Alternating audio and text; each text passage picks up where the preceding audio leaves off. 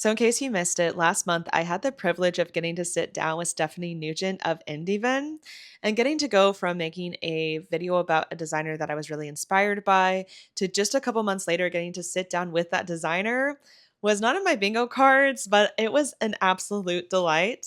And our conversation gave me a lot to think about. And one thing I keep coming back to is this idea of improvisation. It came up in a lot of different ways throughout our conversation.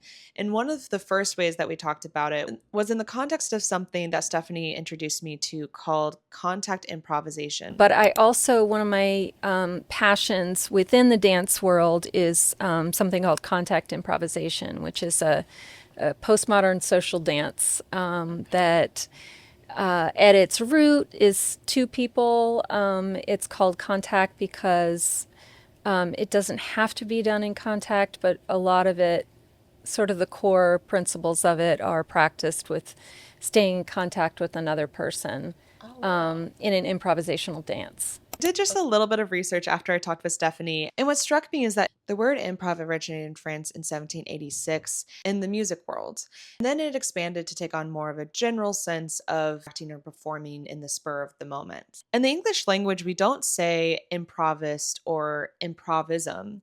We do say perfectionist and perfectionism. It's so often something to strive for. And if my Substack has told me anything, it's that we're trying to unpack perfectionism. But what is the alternative? When I think about perfectionism, for myself, it feels like it's so much about control and wanting to be able to deliver on that final result, regardless of what happens in the process. I think improvisation is so much about the process. It makes so much sense to me that it shows up in dance or comedy and music.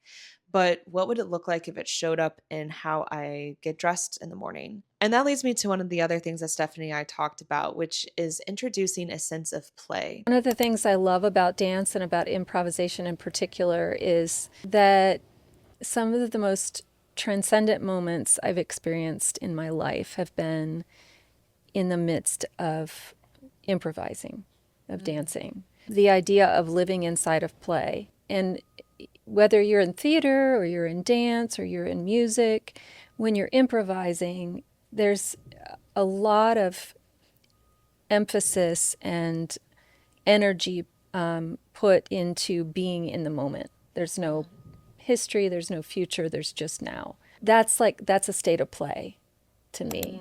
I recently took a repair class, and what that class taught me is that if I spill something on a shirt, I guess now that means I have to experiment with dyeing it. If I break a zipper, I have to reimagine those jeans into something else. And it reminds me that clothes are supposed to be lived in.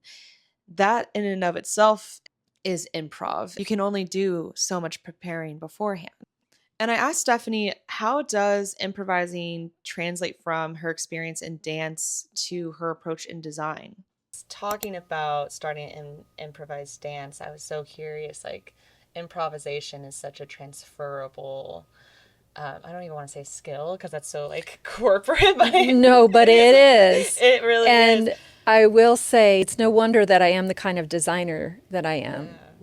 I am not, there are, within the dance world, there are people that thrive on perfecting their technique.